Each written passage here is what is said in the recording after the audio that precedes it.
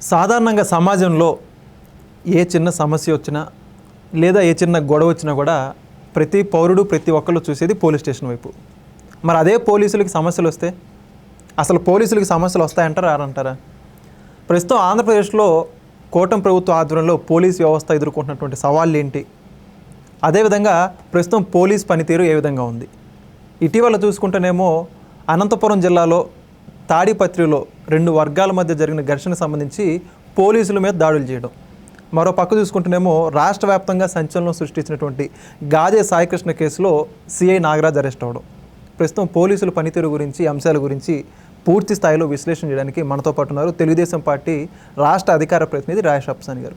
Sir నమస్కారం అండి. నమస్కారం సార్, సాధారణంగా ప్రభుత్వాలు ఏవైనా కూడా పోలీసులు వాళ్ళ పని వాళ్ళు చేసుకుంటూ వెళ్ళడం సహజం. కానీ ఇప్పుడు రాజకీయ నాయకుల ఒత్తిళ్ల మేరకు ఓ పక్క ప్రభుత్వానికి తలొగ్గాల, లేకపోతే వాళ్ళ డ్యూటీ వాళ్ళు సక్రమంగా చేసుకోవాలా, ప్రజలకు సంబంధించి వాళ్ళు కాపాడడానికి ముఖ్య భద్రతా విధులు నిర్వర్తించాలో, ఏం చేయాలో తెలియని పరిస్థితుల్లో ప్రస్తుతం పోలీసులు అని చెప్పేసి స్పష్టంగా అర్థమవుతుంది. దానికి ఉదాహరణ ఎన్నో కోకొల్ల సంఘటనలు అయితే ఉన్నాయి.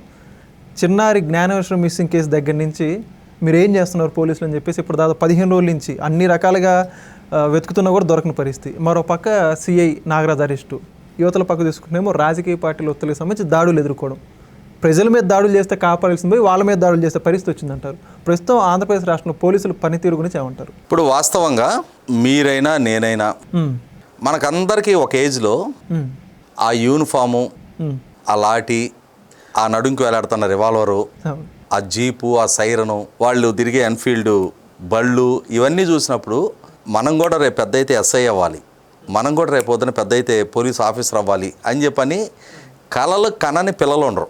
అవును, ఇందులో ఎందరూ నెరవేర్చుకుంటారు, ఎందరు ప్రయారిటీస్ మారుతాయనే తర్వాత సంగతి. కానీ ఆ పోలీసు విధి నిర్వహణలో ఉన్న కష్ట నష్టాలు ఏంటనేది నాకు చిన్నప్పటి నుంచి అవగాహన ఉంది. ఓకే, ఎందుకంటే నేను కాలేజ్ డేస్ నుంచి నేను క్రియాశీలకంగా పార్టీ కార్యక్రమాల్లో వీటిలో ఇన్వాల్వ్ అయ్యి ఉంటాం. ఓకే, ముఖ్యంగా నాకు 24 నుండి 25 సంవత్సరం వచ్చేటప్పటికి నేను మా ఊరు తెలుగుదేశం పార్టీ అధ్యక్షుడిగా కొనసాగుతూ ఉంటాం. ఓకే, 94, 2004 తెలుగుదేశం పార్టీ అధికారంలో ఉంటాం.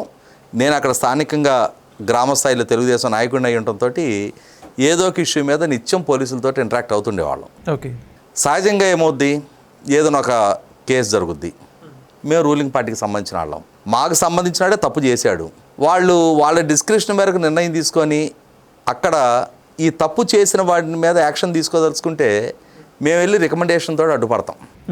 అంటే వాళ్ళ రెగ్యులర్ పోలీసింగ్కి రూలింగ్ పార్టీ వాళ్ళం అడ్డుపడతాం. ఓకే, మావాడే అక్కడ చూచున్నాడు బానండి, ఈ మావాడు అనిపించుకునే క్రమంలో వాళ్ళు లంచాలు అడగరు. ఓకే, మనమే లంచాలు ఆఫర్ చేస్తాం మన పన్నులు జరిపించుకోవడానికి, మన అవసరాలు రీత్యా మనం ఆఫర్ చేస్తాం. బయటకు వచ్చేమంటాం, పోలీసులు విపరీతంగా లంచగొండ్లు. అంటే అక్కడ తప్పు చేసిన మనాడిని పనిష్ కాకుండా మనం కాపాడుకొచ్చామని మనం అడ్మిట్ కాము. ఓకే, ఇక్కడ తప్పు మన వైపు ఉంది, ఈ తప్పుని ప్యాసిఫై చేయడం కోసం మనం లంచం ఇచ్చామని చెప్పని మనం అడ్మిట్ కాము. వాళ్ళు పీక్కు తింటున్నారన్న ఒపీనియన్ బిల్డప్ చేస్తాం సొసైటీలో. ఓకే, రెండో పక్క బాధితులు ఉంటారు. ఏమండి, వాళ్ళకి అధికారం ఉంది కాబట్టి మీరు వాళ్ళకి అనుకూలంగా నిర్ణయం తీసుకున్నారు, మాకు అన్యాయం చేశారు కదా అని అడుగుతారు. ఆ గిల్టీనెస్ ఖచ్చితంగా వాయిస్ ఆఫ్ ది వాయిస్లెస్గా ఉండాల్సిన పోలీసులు అక్కడ వాయిస్ ఆఫ్ ది వాయిస్లెస్ కాకుండా వాయిస్ ఆఫ్ ది వాయిస్గానే మిగిలిపోతున్నారు అధికార పార్టీకి. ఇది ఏ పార్టీ అధికారంలో ఉన్నా జరిగే ప్రక్రియ. టీడీపీ ఉన్నా, వైసీపీ ఉన్నా సహజంగా ఇదే ప్రక్రియ కొనసాగుద్ది. ఏ రాష్ట్రం అనేది కామనే కదా. ఇంకా దాంతో ఏమవుద్దంటే, ఒకటి వాళ్ళ కాన్షియస్నెస్ మేరకు, వాళ్ళ డ్యూటీ కాన్షియస్నెస్, ఓకే, దాని మేరకు వాళ్ళని విధులు నిర్వహించనిస్తే ఎటువంటి ఎక్స్టర్నల్ ప్రెషర్స్ లేకుండా, వాళ్ళు అప్పుడు కూడా ఏదైనా లంచాలకు ప్రలోభపడితే మనం తప్పట్టచ్చు. ఓకే, అలా జరగనేమో. హెల్మెట్ లేకుండా బండి ఆపితేనే మనం హెల్మెట్ లేకుండా డ్రైవ్ చేస్తున్నాము అనేది అడ్మిట్ కాకుండా ఒక 100-200 ఇచ్చి తప్పుకోవాలని చూస్తాం మనం. పెనాల్టీ రాసినా అంతే పడుద్ది, కానీ అక్కడ ఆ పెనాల్టీకి సిద్ధపడం. మరి తప్పు మనం చేసి ఇవాళ సొసైటీ ఓటు వేయడానికి డబ్బు తీసుకుంటున్నారు అంటే సొసైటీ లంచాలకి ఎడిక్ట్ అయినట్టే కదా. అంతే, లంచం ఇస్తున్నారు, లంచం పుచ్చుకుంటున్నారు. అవును, మనం వెళ్ళి ఇంకొకరిని ఏం బ్లేమ్ చేస్తాం? ఈ క్రమంలో ఇప్పుడు మీకు నాకు రోడ్డు మీద వెళ్తుండగా ఎవరితోటి ఏదో ఇష్యూ అయింది, అవతలాడు మన మీద డామినేట్ చేశాడు, దౌర్జన్యం చేశాడు, ఓకే, రౌడీజం చేశాడు. పోనీ మనం పోలీస్ స్టేషన్కి వెళ్తాం, పోలీసులు మన కంప్లైంట్ తీసుకొని మన కళ్ళ ముందు అతను పిలిపించి కూర్చోబెట్టి ఫ్రెండ్లీ పోలీసింగ్ అని చెప్పని మంచిగా చల్లటి కూలింగ్ వాటర్ ఇచ్చి చాగంటి గారి ప్రవచనాలు రెండు చెప్పి పంపించారనుకో, మనకు సాటిస్ఫాక్షన్ ఉంటుందా? ఉండదు కదా. ఏమంటాం మనం? అదేంటి సార్ మీరు ఆడిని రెండు దెబ్బలన్నీ లేకుండా పంపిస్తే ఆడికి భయమే ఉంటుంది. ఇవాళ ఇప్పుడు మీరు ఇక్కడ ఇంత మెత్తగా పంపించారు, ఆడు బయటికి వెళ్ళగానే మళ్ళీ మా అమ్మాయి కలపడతాడు కదా, మనమే అడుగుతాంగా. ఖచ్చితంగా. ఒకవేళ పోలీసులు కలపడ్డారనుకో, అక్కడ మనం కాకుండా ఇంకా వేరే ఎవరన్నా ఉంటారు కొంతమంది, వాళ్ళు ఏమండి వాడు తప్పు చేస్తే మీరు వాడిని కోర్టుకు పెట్టండి, మీరు ఎట్లా కొడతారు, మీకు కొట్టే అధికారం మీకు ఎవరు ఇచ్చారు? మానవ హక్కులు, పౌర హక్కులు, స్వచ్ఛంద సంస్థలు అన్నీ వస్తాయి. మీకు కొట్టే హక్కు ఎవరు ఇచ్చారు? కొట్టలేదని అడిగేది మనమే. మనకు ఎవరి మీద అనుమానం, మన ఇంట్లో దొంగతనం జరిగింది, మనం కంప్లైంట్ ఇచ్చాం, వాళ్ళు పిలిచి అతను విచారించి వదిలేస్తే వాడు నేను దొంగతనం చేయలేదంటాడు. పోలీసు వారి తరహాలో వాళ్ళు ట్రీట్ చేస్తే వాడు మన ఇంట్లోనే కాదు ఎక్కడెక్కడ ఏ ఇళ్లలో దొంగతనం చేసింది కూడా బయటకు వస్తుంది. ఈ క్రమంలో కొంతమంది అన్యాయంగా కూడా బాధితులకు మారేవాళ్ళు ఉంటారు, బాధితులకు మార్చబడే వాళ్ళు ఉంటారు కొందరు. అవి రేర్ అకేషన్స్లో జరుగుతాయి. పోలీసులు వాళ్ళ విధులు వాళ్ళ డిస్క్రిప్షన్ మేరకు నిర్వహిస్తే పెద్ద సమస్యలు తలెత్తవు. సొసైటీలో లా అండ్ ఆర్డర్ సిచ్యువేషన్ ప్రాపర్గా మెయింటైన్ అవుద్ది. కానీ మేము అధికార పార్టీ వాళ్ళం, ఈ అధికారం అంటే మనం ఓటేసి గెలిపించిన ప్రభుత్వం అధికారంలో ఉంది కాబట్టి ఎవరి కాళ్ళు ఒక బుల్లి చీఫ్ మినిస్టర్ లాగా ఫీల్ అయిపోతారు ఎవరి ప్రాంతంలో వాళ్ళు. అసలు నేనే ఓ చంద్రబాబు నాయుడు, నేనే ఒక లోకేష్ అన్నట్టుగా ఎవరికి వాళ్ళకి ఆ పర్సెప్షన్లోకి వెళ్ళిపోతారు. ఒక్కసారి బాడీ లాంగ్వేజ్ మారిపోద్ది, జనాలతో వ్యవహరించే తీరు మారిపోద్ది. దీని ఇంపాక్ట్ పోలీస్ డిపార్ట్మెంట్ మీద కూడా ఉంటుంది. వాళ్ళ సుదీర్ఘ కెరీర్లో వాళ్ళు కూడా ఎవరు అధికారంలో ఉంటే వాళ్ళ దగ్గర కొంచెం ఆ డిప్లొమసీ మెయింటైన్ చేస్తారు. ఎందుకంటే అవి కూడా ఇవాళ ఆ పోస్టింగ్స్ ఇవన్నీ కూడా కొద్దిగా పొలిటికల్లీ మోటివేట్ అవుతున్నాయి కాబట్టి. ఈ క్రమంలో మనం ఒకనాడు హీరోలుగా భావించిన పోలీసులు వాస్తవంగా వాళ్ళు సమాజంలో హీరోలే. ఇందాకే ఇంట్రోలో చెప్పినట్టుగా వాళ్లే లేకుంటే ఏ నాయకుడు స్వేచ్ఛగా బయటకు వెళ్ళలేడు, ఏ రాజకీయ కార్యక్రమం కూడా స్వేచ్ఛగా జరగదు, ఆఖరికి రోడ్డు మీద ట్రాఫిక్ కూడా స్వేచ్ఛగా సంచరించదు. ఇవాళ దొంగతనాలు, దోపిడీలు, అరాచకాలు, ఆక్రమణలు ఏది చేయాలనుకున్నాడికైనా సరే పోలీసు ఉన్నాడు అన్న ఒక భయం ఎంతో కొంత నిలవరిస్తుంది. అరే కేసు అవుద్దేమో, జైలుకి వెళ్ళాల్సి వస్తుందేమో. ఆ వ్యవస్థ ఉండబట్టే ఇవాళ సమాజం ఈ సమాజపు ఆర్డర్ ఇలా ఉంది. లేదు అనంటే అసలు ఆ భయమే లేదు, అసలు పోలీసే లేరు అనంటే ఆ తీరు వేరుగా ఉంటుంది. కాబట్టి పోలీసింగ్ ఉండాల్సిందే, వాళ్ళు ఆ టీవీ ప్రదర్శించాల్సిందే. సమాజానికి పోలీస్ అంటే భయమైనా ఉండాలి, భక్తైనా ఉండాలి. అంతేగాని వీళ్ళు మమ్మల్ని ఏం బిగుతారులే, మా దగ్గర డబ్బు ఉంది, మా దగ్గర అధికారం ఉంది, మా దగ్గర కులబలం ఉంది అని చెప్పని మాకు ఉన్నాయి అన్న అహంకారంతో ఆ పోలీసు దగ్గర ప్రదర్శించే ధిక్కార ధోరణి, ఈ ధిక్కార ధోరణి ప్రదర్శించే వాళ్ళు కూడా మళ్ళీ బయటికి వెళ్ళాలంటే ఈ పోలీసుల రక్షణ కావాలి. ఏదేమైనా సరే సమాజానికి పోలీసు అవసరం. వాళ్ళ డిస్క్రిప్షన్ మేరకు వాళ్ళని పనిచేయనిస్తే ఇవాళ ఇప్పుడు నాగరాజు ఇన్సిడెంట్ ఉంది, సిఏ నాగరాజు. వాస్తవంగా అంటే ఆ వయసుకి ఆ సాయికృష్ణ అతను అన్ని కేసులు పాల్గొనటం, మరి ఇంటెన్షనల్గా సాయికృష్ణని చంపేయాలి అనంతటి క్రూరత్వం నాగరాజు గారికి కూడా ఉండకపోవచ్చు. మేబీ ఆ హ్యాండిల్ చేసే ప్రాసెస్లో ఏ అనుకోని దెబ్బ తగిలో ఏదైనా జరిగితే జరిగి ఉండొచ్చేమో.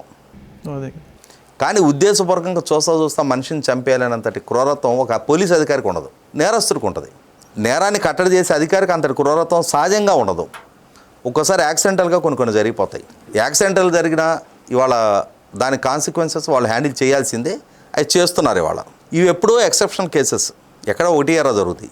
కానీ ప్రతిరోజు నిత్యం అడకత్తర్లో పోకచెక్కలాగా ఇటు డ్యూటీ, రెండో పక్క ఈ ఎక్స్టర్నల్ ప్రెషర్సు, మూడో పక్క సమాజం నుంచి చూడబడే అనుమానపు చూపులు. పోలీస్ అంటే భయం చూపిస్తారు తప్ప గౌరవం చూపారు సమాజంలో. ఇవాళ ఒక డాక్టర్ని చూస్తే గౌరవప్రదంగా లేచి నిలబడతారు, పోలీసుని చూస్తే ఏమో ఇప్పుడు నిలబడకపోతే ఏమనుకుంటాడో అనే ఫీలింగ్ తోటే నిలబడతారు తప్ప గౌరవప్రదంగా నిలబడరు.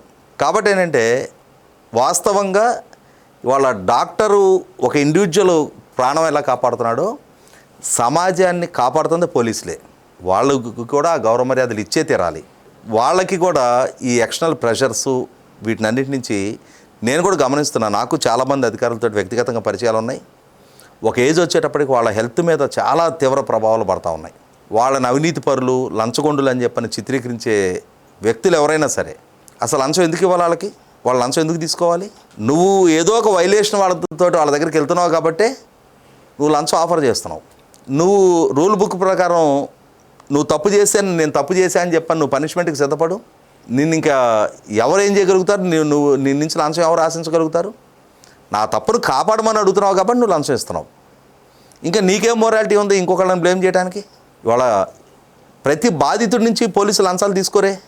మాకు ఈ నష్టం జరిగింది, మేము ఈ కష్టంలో ఉన్నామని చెప్పని వెళ్ళిన అందరి దగ్గర లంచాలు తీసుకుంటున్నారా? నష్టానికి బాధ్యుడైనాడు, నన్ను బయటేయండి అని చెప్పని లంచం ఇస్తున్నాడు.